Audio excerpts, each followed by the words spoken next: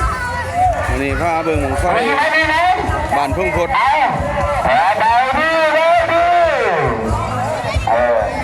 ตาก็เป็นเรื่องนะครับร้านนั้น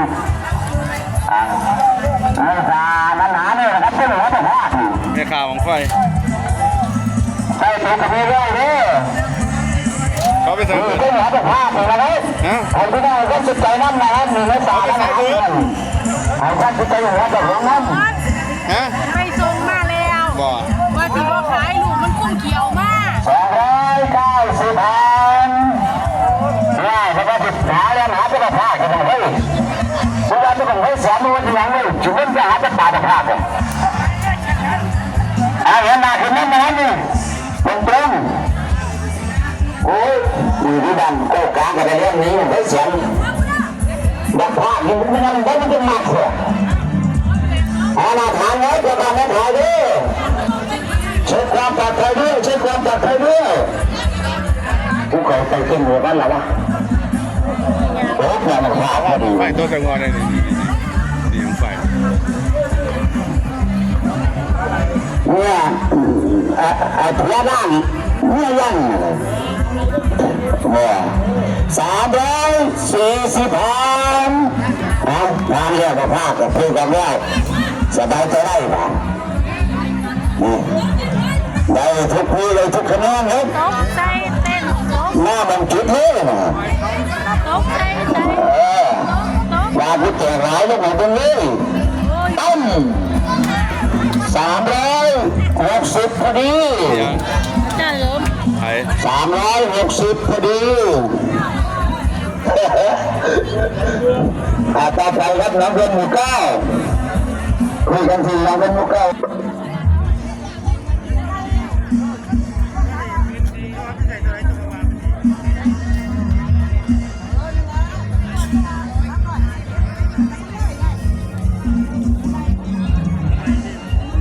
ดีกันเลยไอ้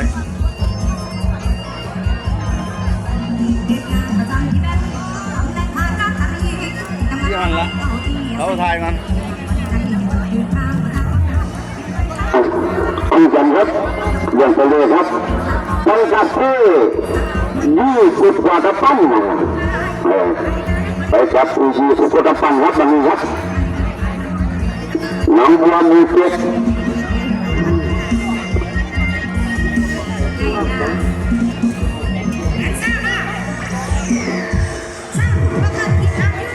ขอบคุณทุกคนครับขยับต่อขยับต่อน้องบัวมีเกียรติตามไปที่สวัสดีครับ3 2 5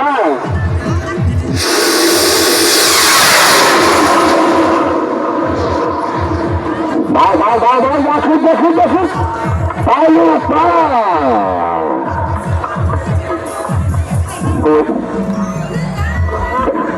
ใครเต่าไปไม่ได้ใส่มันขึ้นขาดเลยก่อนนี้อาจารย์ประกันแล้วตรงนี้กินน้ำกัน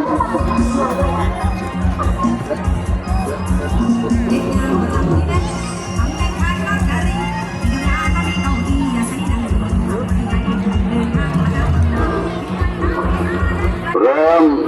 โยกเล่นโดยติดดันมาเลย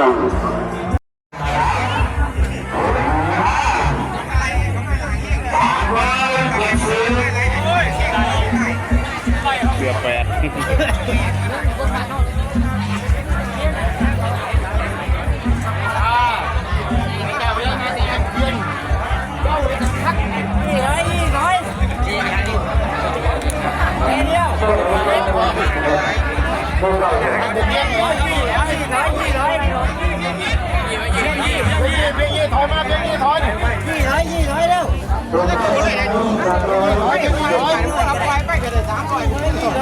ถอยไงถอยบอลเลยครับถอยไอ้แบบไหนก็สิโดนไปบอกเพียงนี้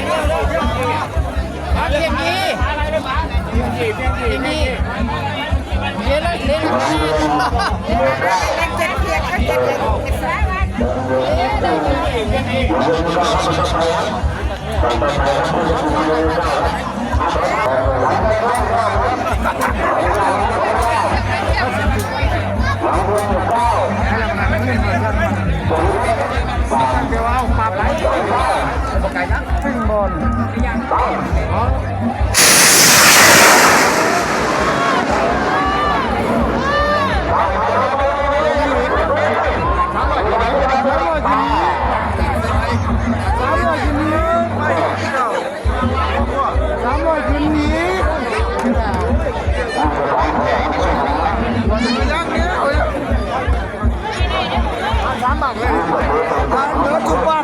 อยู่นี่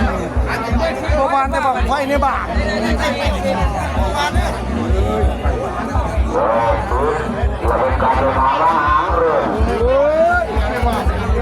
เข้าเด้อบอกเพียงเข้าขึ้นเลยเพียงโมย่างดอกเงี้ยแต่เพียงก็มีโมย่างแต่เพียงกับโมเรือดอกเนี่ยนี่เพียงโมย่างจนอะไรเมื่อเกินกันเมื่อบ่ละโว้ยตัวกันย่างแต่เพียง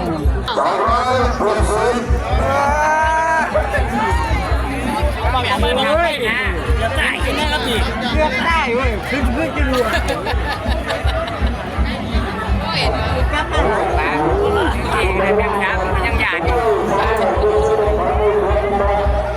บางทีเพียงช้าบางทียังหยาด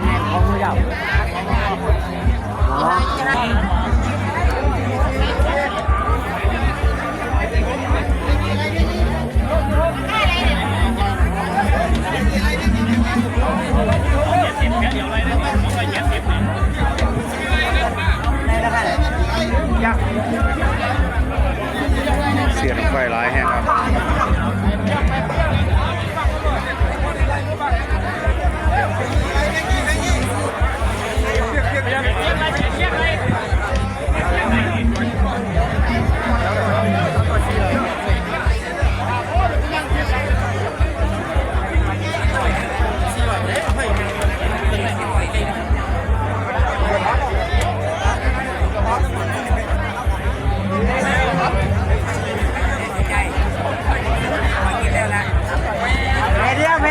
สามถอย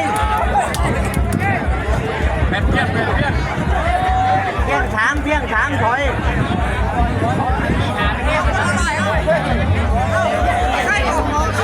ยังมันยัง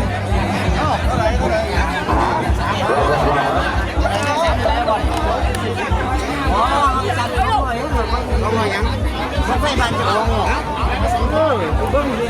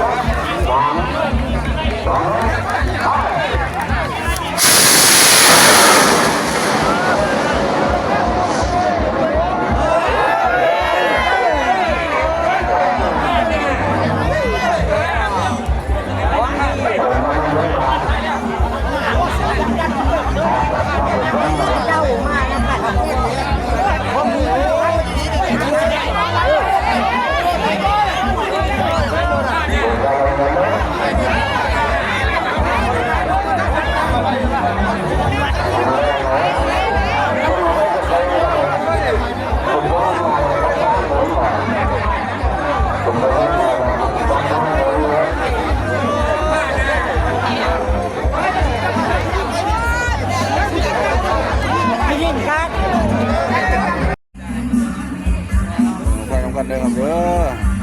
บ้านทุ่ง สำหรับวันนี้ครับขอบคุณทุกคนคณะกรรมการจัดงานตัวแทนส่วนครับตัวรายการตัวกระผมเป็นงานที่นี่คือที่งานโดยมาได้ใช้พี่และพี่น้องในการทำงานวันนี้นะครับไปทำไปไหนครับจากเครื่องสองพร้อมเข้าที่ช่วงที่3 2ไป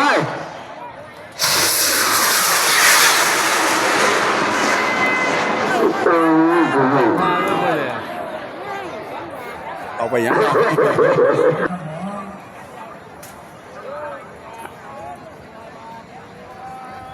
ให้ดูน้ำหนักไปนะคะพี่น้องระดับให้ที่ห้องค้าคูละ10คูละ20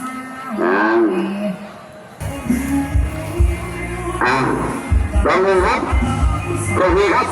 พร้อมเข้าที่3 2ไปเบาไว้ตัดเบาทุกคนหน่อยนะครับการจัดงานความปลอดภัยต้องมาเป็นที่หนึ่งเลยสัญญาณต้องพร้อมครับ สัญญาณเพิ่มพร้อมน้องหางมันบวกมึงก็สั่งร้านพอดี3 2ไป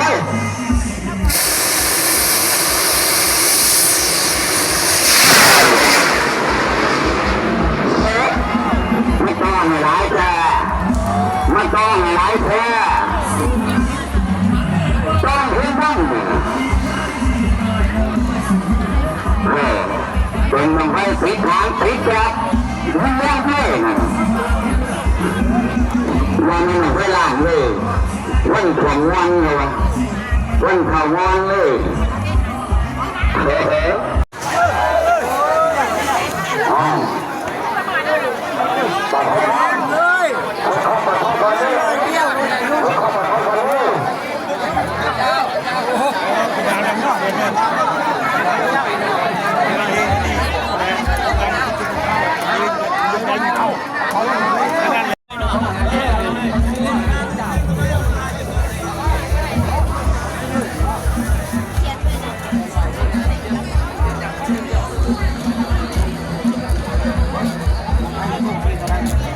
ต่อไปของมันก็หวาน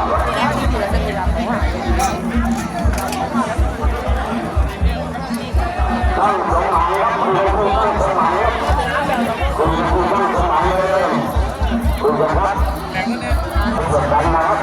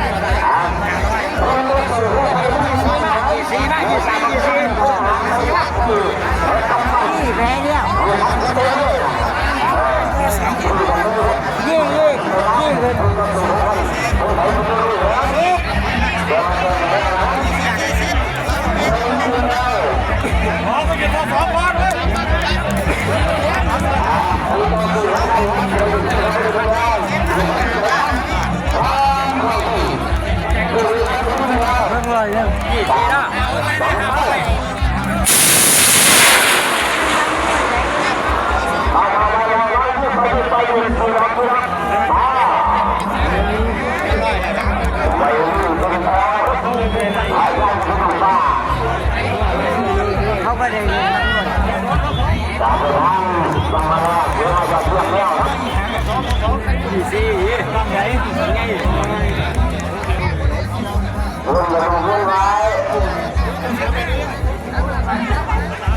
ขณะนี้กำลังลังกันขึ้นครับเริ่มคำแล้วไฟกำลังลังกันขึ้นทั้งทอ2ทอ3เทียบ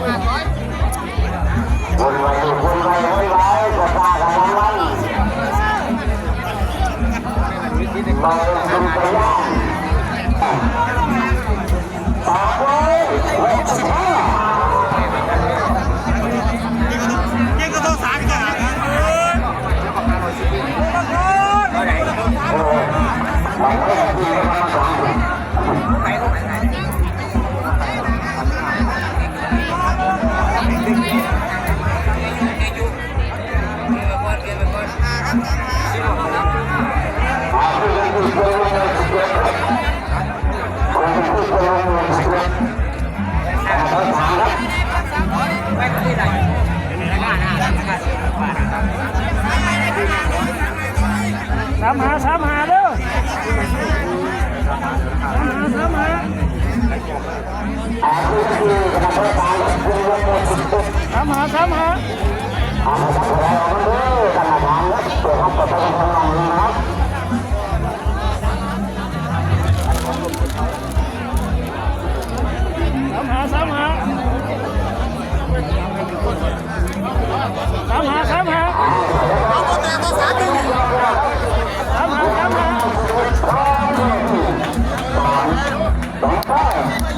ถามหาเลย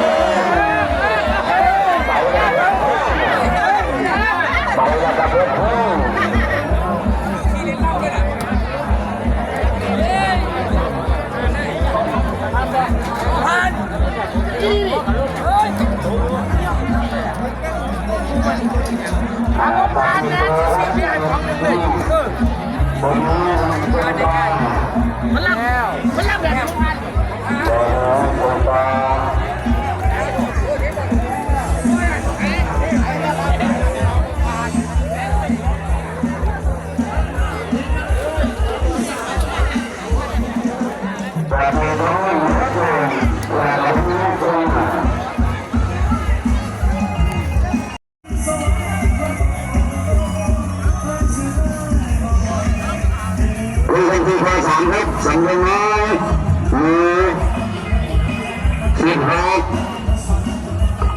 ขอทางครับขอทางครับ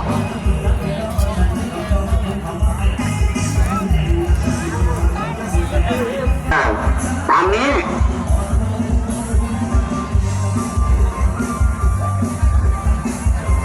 ขอทางครับขอทางสำเร็จน้อยมู16ครับหลังจากสำเร็จวันที่16ติดตามไปเลยขอทางครับขอทางพร้อมเข้าที่ครับโอเคสำเร็จวันที่16ถอยออกมาเลยนะ3 2ไป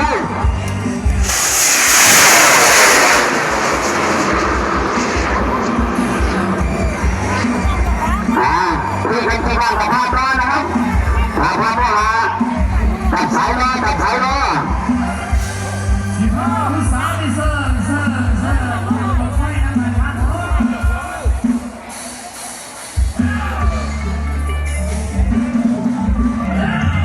กำลังน้อยมือ16ไปลุกเปลี่ยนตัวด้วยกันเด้อระบบการลงมาว่าหางเริ่มคุยกันต่อครับคุยกันต่อเลยที่อยู่กับเวลาสร้างเวลาพัดเวลาต้มขอรุ่งเรืองครับขอทางครับขอทางก่อน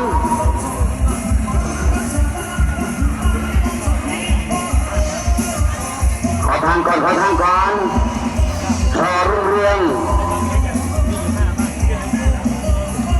ขอทางก่อนครับขอทางก่อนนั่นต้องเข้าที่โชคดีครับ3 2ไปเบาเรื่อยไป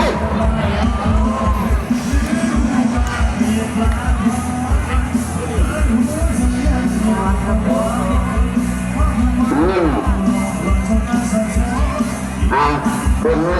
16แต่ใจคุณเรื่องมือ16คือคุณแม่ก็เรื่องมือกับผมครับบอกว่าความขอทางครับขอทางครับพ่อครับสมัครข้อ2นะครับสมัครข้อ2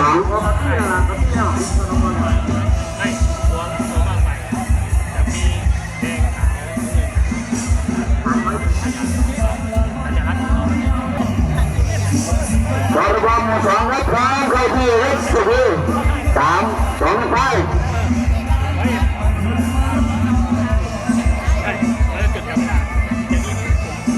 3 2ไป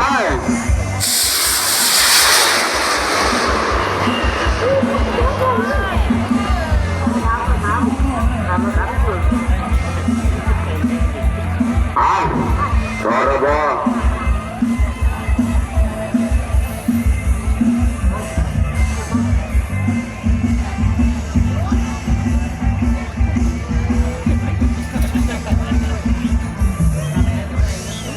เลยนะ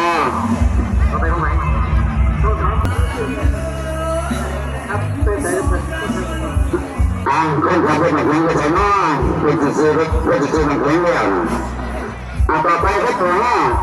หลังจากหมู่ห้าแล้วมาที่เขาตั้มตามชื่อครับขอทั้งหมู่ห้าครับขอทั้งหมู่ห้าแล้วมาข้อสามครับสัญญาณต้นความแล้วนะครับอยู่ดีครับหมู่ห้า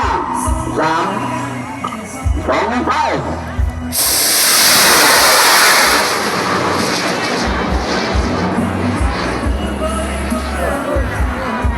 โอ้ลงเหล็ก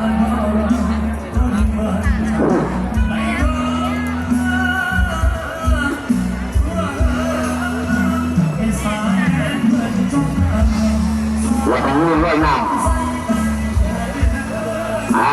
รอบเรียบร้อยครับ